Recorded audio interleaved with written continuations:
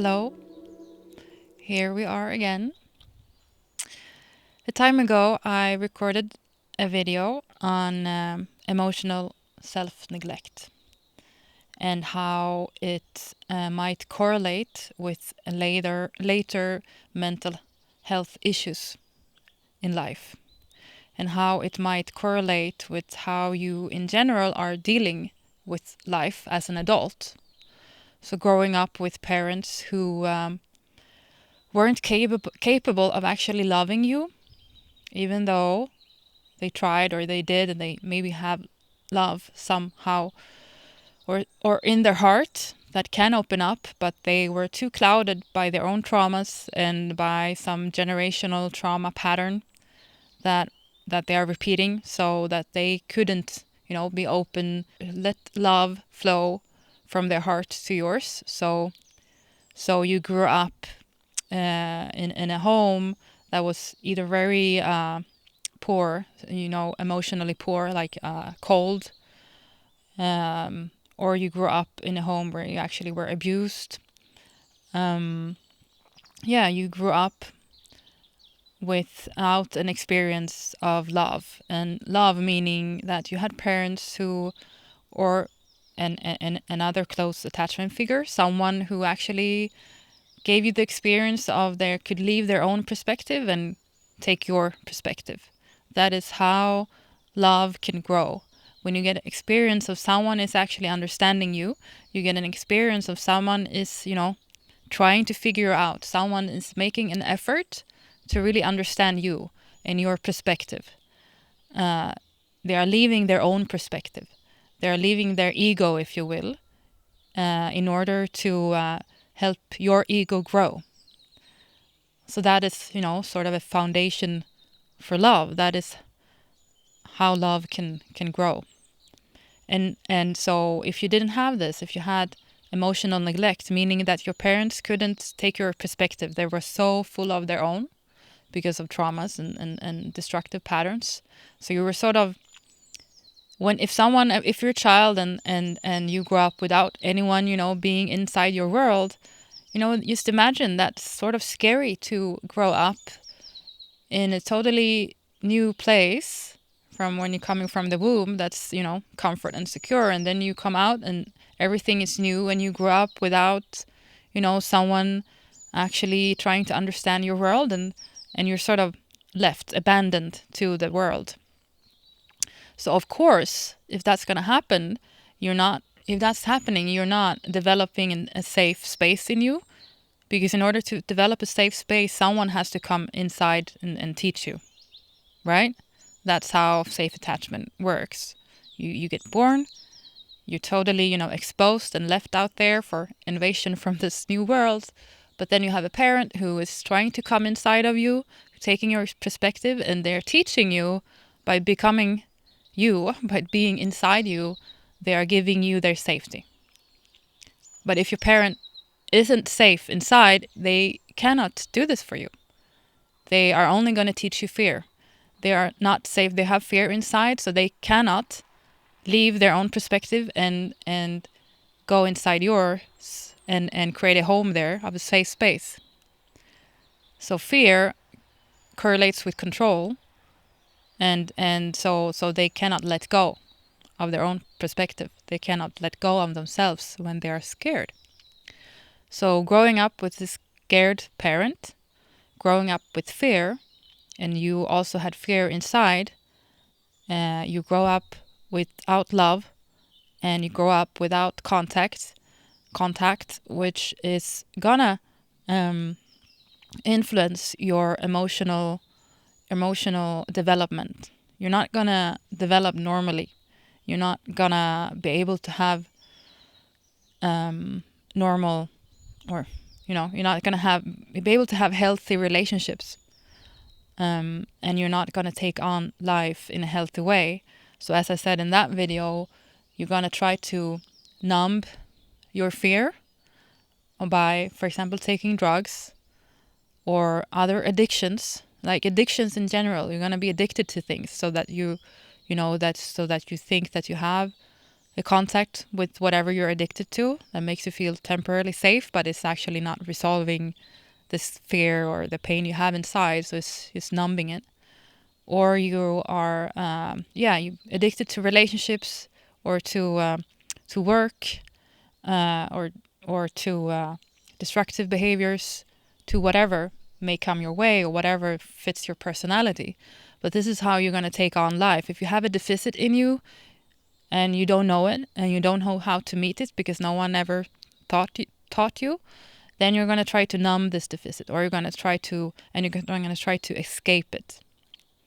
And you're gonna walk through life and actually have this fear inside, or this emptiness and fear inside, that were never addressed as a child, and feeling isolated as you were isolated growing up. And so in that video I talked about how that is going to influence your life, how there might be a direct correlation of emotional self-neglect and later mental health issues, so later destructiveness in life. But in this video, I'm instead going to address how actually getting a lot of love growing up, but not so much neglect, actually, how that is going to influence how you take on life later on, and how that is going to influence your mental health later on. So what I mean, so say you grow up with one or two parents who actually, one of them or two of them are actually quite warm. And they actually support you a lot, and they are present. And so through your parents or one parent, you actually get the experience of love, of feeling some warm feeling. Someone supports you, someone believes in you, someone is, sharing for you. So in the other video I asked, do you feel loved? Do you know how it is to feel loved? And if you answered, yeah, I do. I actually did feel some love growing up. Then the question is, did you get this feeling of love? But did you also get a parent who actually then also could let go of you, and in that way help you also grow your independence and confidence? Or did you grow up having a parent who actually were there with some sort of loving awareness, but who didn't let you go, who wanted you to stay at home with them, like in the net, who wanted you to stay at home, or somehow showed you that, or influenced you, gave you the message that, no, it's better if you're home here with me, and you're safe here, and they helped you grow dependency, but not so much independency. So in the contrary, if you had parents who were detached, cold, no love, and maybe just being harsh toward you, and you didn't get experience of love, like I talked about in the other video, however, the gift of that is that you probably got quite driven in life. Not everyone, of course. It's not, it correlates with your personality as well, and some, are not driven at all, but it might be. It's not uncommon that emotional neglect growing up creates people who then try to chase something, and they try to prove themselves in life. So this is all they do. They try to prove themselves, or they try to find this love through contact with different hobbies, or work, or again, relationships, or more destructive ways, drugs. But the positive thing of it is that they're escaping or chasing something throughout life. They want contact.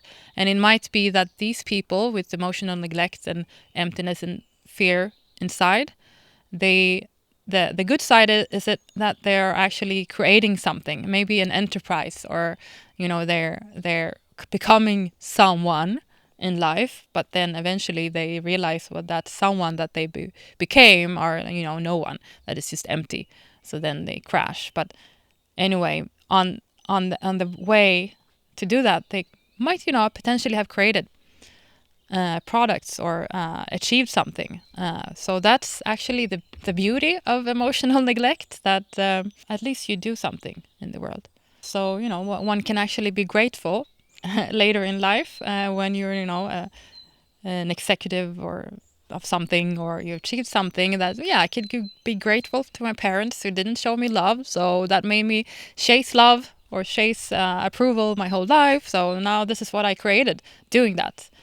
But I still feel empty inside. I still don't feel love. So I still have to do that work. But with the people who grew up with love, but a bit overprotective parent, what happens with them? Well, generally, you could think of maybe they actually don't get as destructive in life, because they grew up with a parent who supported them and supported in a way, yeah, I believe in you, and oh, you're my favorite, or you're so beautiful, da da da, and actually have that warmth feeling that you could take in as a child. So this love actually created this protection, like I talked in the other video, this protection toward mental health issues. So maybe these people, you didn't develop a severe depression, or you didn't develop severe anxiety. You didn't develop all of these very destructive behaviors. Actually, you felt all right. However, if you had this upbringing, maybe start to look at your life. Did you, though, achieve something in your life? Did you actually achieve something? Did you actually dare to believe in yourself and take the leap of faith and achieve something? There might be that you actually didn't if you had a parent who showed love but didn't let you go, who somehow made you believe that home is the best place to be in. So it's a safe place, or with mom or with dad. That's safety. And if they didn't let you go, they didn't give you the experience of facing the fear of, leaving safety and going outside in the world, or and face some fear. But in the best of worlds, have a parent to back you up. Yeah, you have to go now. I believe in you. I'm here right with you.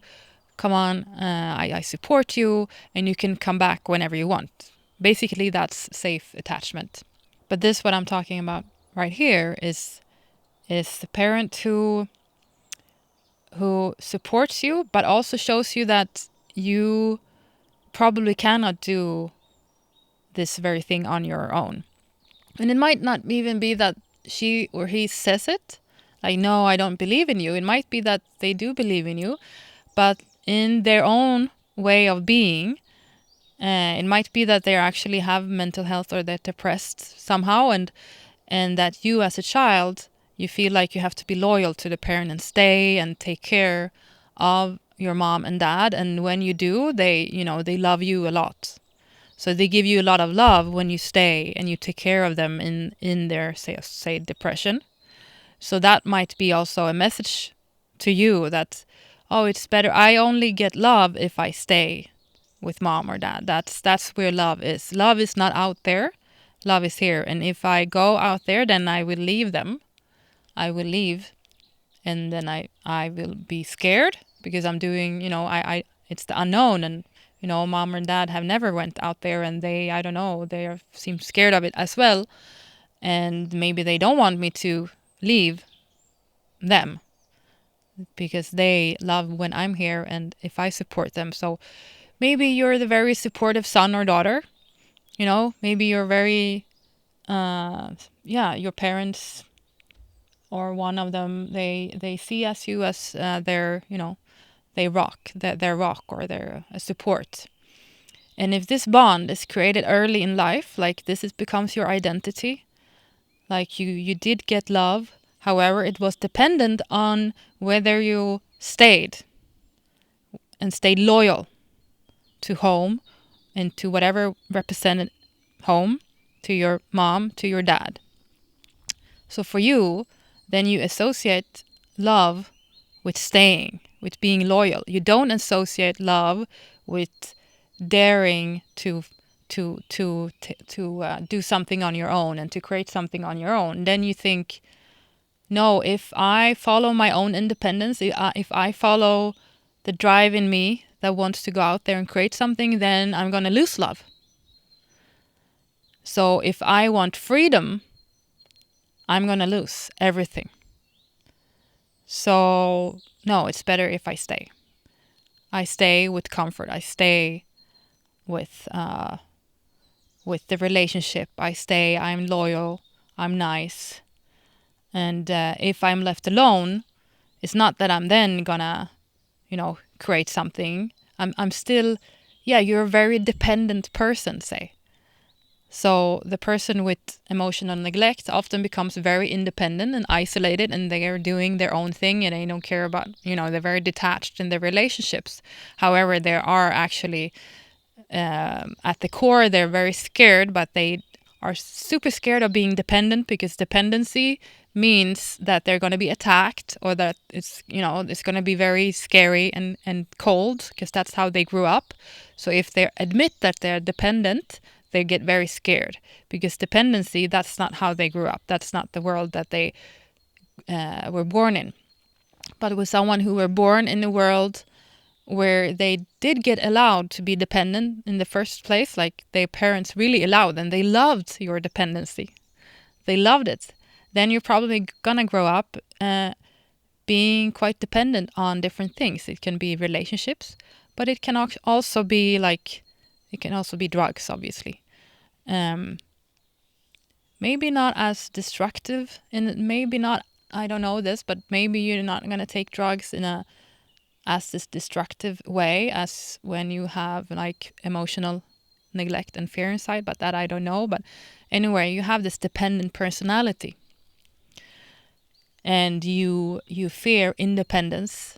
If you're gonna be independent, you have to do it very defensively, like, I don't care, like play a role of not caring about anyone, but it's not true, because you're forever, or not you forever, but you are bond or to home, or to what's safe, to staying, is very strong, and you will feel scared and bad if you're breaking this bond, and if you're thinking of yourself only.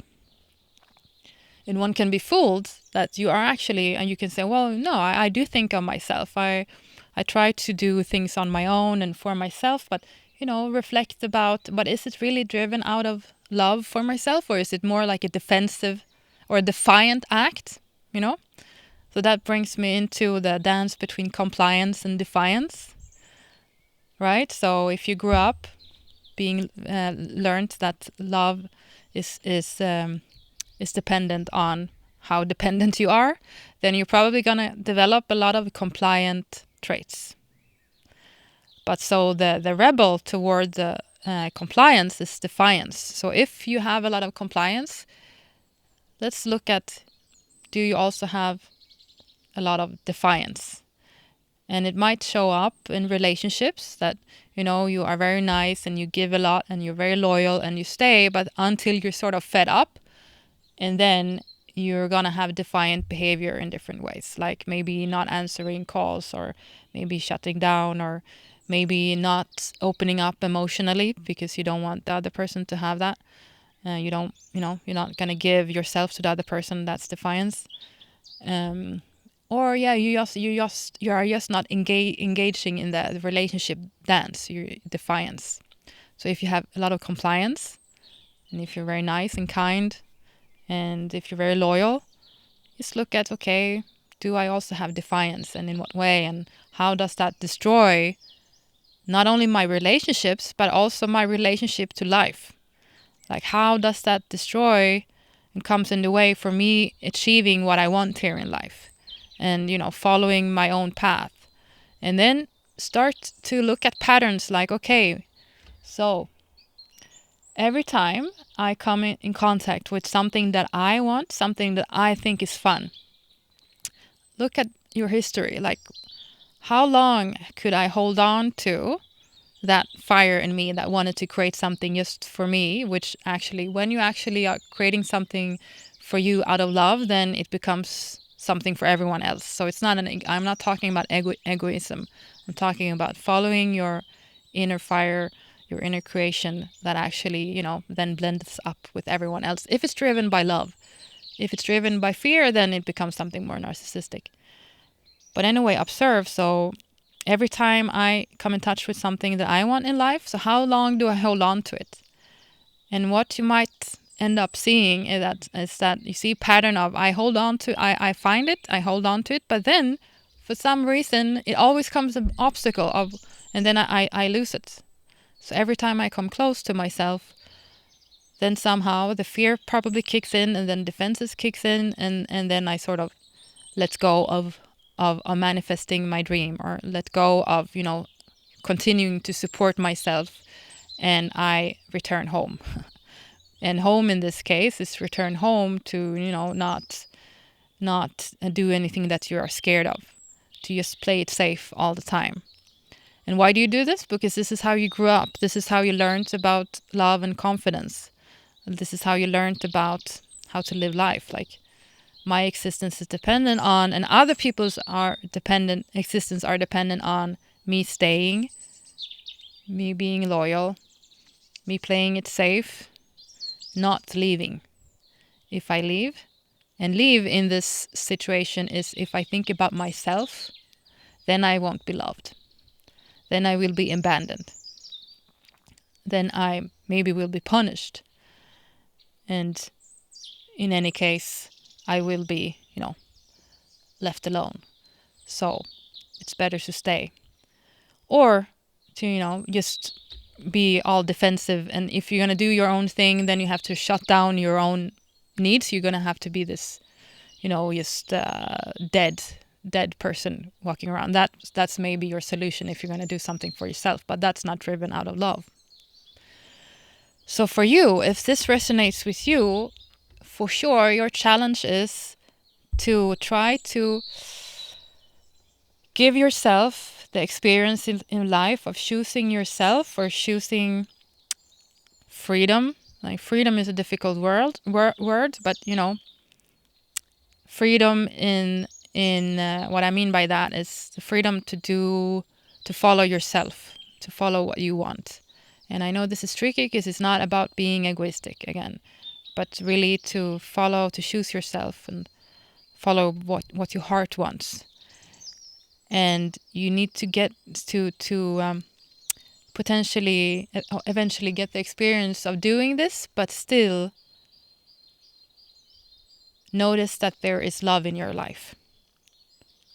So that would be a reparative experience for you. You choose yourself, you choose freedom in yourself, and you will look up and you will notice, okay, there is still love in my life. That's a reparative experience. Or, wow, I did choose myself and someone actually believed in me. So that you can, grow confidence. Because you have, in a way, another way, confidence in yourself, or another security in yourself than the people who grew up with emotional neglect. Like, you have a more grounded confidence, like in your worth, say, potentially, because you did actually have the experience of love. However, you don't have confidence in what you achieve. With, now I'm generalizing a lot, but the people growing up with harshness and cold and deadness, emotional neglect, they don't have like a confidence in themselves at all. They have probably self-hate, but they might have confidence in what they achieve, because that's what they had to do as a survival mechanism. And of course, you can have both of these patterns. But just consider, like, if this resonates with you, and if it's true that you did actually feel love, but you haven't really achieved what you want yet in life, that you sort of, you're still just waiting. And yeah, that's also something that you can end up with. You stay and you play it safe, but also that you have a lot of behaviors of waiting for your turn, like what I said about the passive self-sabotage. Yeah, this pattern that I'm talking about in this video is also correlates with, matches well with the passive self-sabotage behaviors. Like, you're waiting and you think like, yeah, soon it's gonna happen, soon my life is gonna magically things is gonna just turn out the way I want. without me needing to do anything, because mom, she did everything for me. So, I don't have to do, I never learned to do anything on my own. And yeah, so this is also to be curled, like to have a lot of growing up with curling behaviors. So the passivity, just be aware of, do you have this? Do you wait? Do you stay home and wait for opportunities to happen? Or do you go out there and actually make them happen? Like, who are you in this? Because we know that, to follow your heart and achieve something that your heart wants is this balance of, going out and taking steps to get closer to your vision, but in a very patient way. So not in a chasing way, because then you're driven by anxiety and fear, and then you're sort of missing the goal. You don't see the opportunities that's there. So, it's about, taking steps, but then, let's go and wait and see, okay, what happened when I took the steps? What opportunities and challenges arrived, and then to take the next step. But with these patterns that I'm talking about here, it's either the emotional neglect one is chasing, or the confidence neglect one. Let's call it that, the confidence neglect pattern, where you're not taking any steps at all. You're waiting for someone else to take it, and then you get dragged along, or you're just waiting at home. If this is you, that you actually feel the capacity to have warmth in your heart, the capacity to actually feel close to someone or to have some trust in a relationship, but you don't have trust in the world, right? You don't have trust in the world. The emotional neglect might have some fake trust in the world, in doing some things, more trust than relationships and home. But for you, you do have trust, some trust, but there is trust in home and relationship, but there is anxiety there because you didn't have the experience of someone really pushing you out and helping you grow your confidence. So if this is you, so the very logical thing that you need to expose yourself for is to trust that you will still be loved, even actually experience more love, if you try to follow yourself, if you try to follow your freedom. You need to test it. You need to take the risk to test these behaviors to see like how the world responds to it. And obviously, if you're someone who doesn't allow you to follow your own heart and say they love you, then that's not unconditional love. That's conditional love. So that's just a repeating of your trauma. Like, no, I'd only love you if you stay with me, and if you give me what I want, and if you support me, and if you're this person that I want you to be. But I don't love you if you are who you want to be, if you are with me, but also with yourself. That's potentially that's it. That's what love is, that you are with yourself and then with someone else. You're letting both in. So you need to expose yourself, I would say, to try to find like, okay, what do I have my own voice, or is it very much blended up with everyone else? And do I play it safe? Actually, do I choose to stay at home because I'm too scared? And maybe I want to try to expose myself a little bit to follow my own heart and see what happens, to see like how will everyone respond to it, and how will I respond to it, and so that you eventually can get the experience of being free in yourself and believing in yourself and still be loved. Because that's also, by the way, how real confidence is developed. It's through love and freedom. So it's love and allowness for you to do your own thing, but with the support of love and freedom. So freedom with love, that's how confidence is grown, which is fundamental for your well-being in life. It's love, and confidence is also a big thing stands on the foundation of love.